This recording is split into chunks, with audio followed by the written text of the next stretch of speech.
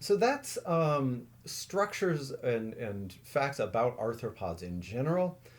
I'd like to just talk a tiny little bit about the different groups of organisms within the arthropods and explain what makes some of them unique and important. Within the crustaceans, there is a tremendous amount of diversity. There can be very tiny crustaceans that are almost microscopic. There can be gigantic deep sea lobsters and crabs that weigh 40 or 50 pounds. Most crustaceans are aquatic, although interesting pillbugs or roly-polies, their technical name is isopods, are crustaceans and they are terrestrial. These are most of the arthropods that are likely to end up on your dinner plate in a seafood restaurant. So crabs, crayfish, and shrimp, as well as lobsters, are in this group. But there are also some organisms that you might not have expected, like say barnacles, and as well as the pillbugs. Um, and there are tremendous diversity of crustaceans that are far, far too small for you to bother eating. Um, Crustaceans are very important in a lot of different ecosystems, but they're most important as sort of primary feeders or primary consumers in a lot of aquatic food webs. So, for example, this is a copepod. They form the bottom of the food web, bottom of the animal food web at least, in a tremendous number of of freshwater ecosystems. Um, and then you have animals like these krill that put together probably weigh more than any other kind of organism in the ocean.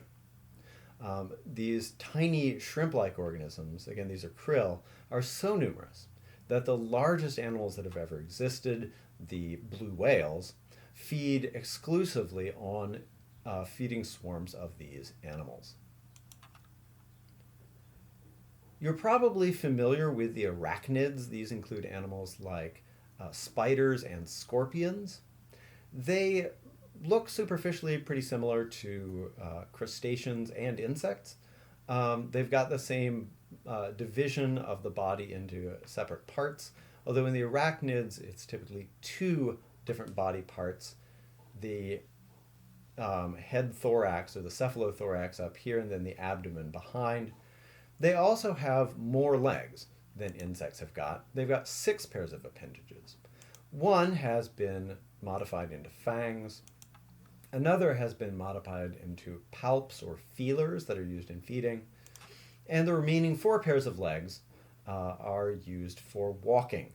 So scorpions, spiders, ticks, all of these little crawly things with 8 legs, those are arachnids. This is a remarkably diverse group and does not get enough credit. The problem is that it is so overshadowed by the diversity of the insects that there aren't nearly as many people studying arachnids as there really ought to be. They are very, very diverse. In fact, they're the second most diverse group after the insects of terrestrial animals. It's just that the insects are so diverse that they're a very distant second. The arachnids use somewhat different structures for the same functions that insects do. In particular, the respiratory system of a spider or many other arachnids is different from what you'd see in an insect. They may have a tracheal system, but they may also have book lungs. That's the structure that's shown here. This is the book lung right here at the front of the abdomen.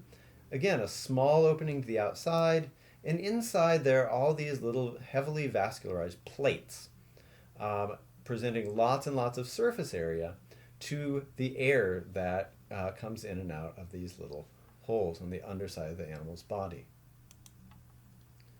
Spider silks are pretty amazing materials. They are produced by glands within the spider's abdomen, and there are special structures called spinnerets that squirt these proteins out into the air. As they meet the air, they harden and become this very, very resilient, stretchable material that spiders use to do some pretty amazing construction projects like webs. The insects, again, are by far the largest class of the crustaceans as far as sheer numbers, and the largest class of the arthropods in terms of numbers, and particularly in terms of diversity. You can recognize an insect by the fact they have three tagmata. There's a head, a thorax, and an abdomen. These three usually clearly delineated segments of the body. The thorax is basically the transportation hub of an insect. It has three pairs of legs, so all insects are six-legged, and it may have the wings as well. Now, wings are an interesting innovation in the insects. Ancestrally, all insects had all the insects past the evolution of wings actually had two pairs. There are some insects that are ancestrally flightless. And then there are some insects that have secondarily lost one or both pairs of wings. The cuticle on these organisms varies, but usually it has a waxy coating that allows these animals to inhabit very dry areas, despite the fact that they are small and therefore have a really high surface area to volume ratio. So they really depend on that waxy cuticle to keep themselves from drying out. Without it, they actually dry up very, very rapidly. The wings on an insect may actually be modified for different purposes. Typically, at least one pair is still used for flying, but as you can see on this grasshopper here, the front pair of wings has actually been modified into protective covers for the back pair. This is also true in beetles, which keep their wings folded away for protection. It's a neat innovation that allows these animals to crawl around on the ground actively among, say, brush without tearing their fragile wings, but when they need the wings, they can pop them out from under cover and fly reasonably well.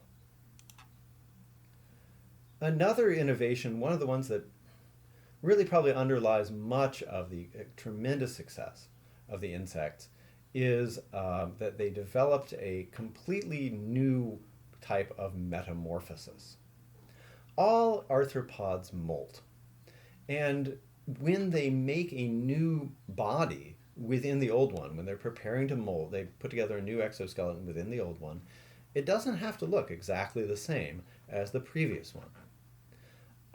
Ancestrally, the way that arthropods change as they grew was just very slowly and progressively. So each new exoskeleton might look a little bit different than the one before. Each one of the stages between molts in an insect's life is called an instar, and there are still a lot of insects that use what's called incomplete metamorphosis. Successive instars look very much like one another. So you can see, for example, on this grasshopper, it starts off wingless and then gradually develops wing pads until finally, as an adult, it has fully functional wings. This is really different from what evolved eventually, which is called complete metamorphosis. In complete metamorphosis, successive instars can look radically different. A first instar caterpillar looks more or less like a second instar caterpillar, but with, say, butterflies and moths, for example, you hit this resting stage called a pupa, in which the body is completely reorganized, and the adult looks absolutely different than the juvenile. This is the way that insects have evolved to deal with the problem of the spork. Different life stages within the insect life cycle are usually adapted to different jobs. For example, in butterflies and moths, the job of the adult is to find a mate, and then find a good place to put next generation's eggs. The juvenile caterpillar generally does very little moving. It's not adapted for that. What it is adapted to do is to grow or to eat and grow very rapidly. They've got soft bodies so they can stretch. They're essentially little eating machines, and they minimize the amount of time that it takes in this very vulnerable caterpillar stage to get to the resting stage and then to the adult. So very, very different physical forms for doing different tasks. The differentiation between the adult and the larva in many organisms with complete metamorphosis is so extreme that it's very hard to guess which larva might go with which adult. In this case, I've got the larvae teamed up with the adult they eventually turn into, but you can see that there are extreme differences between the juvenile form and the adult form in most of these cases. And it's most extreme in these two up here, which have complete metamorphosis.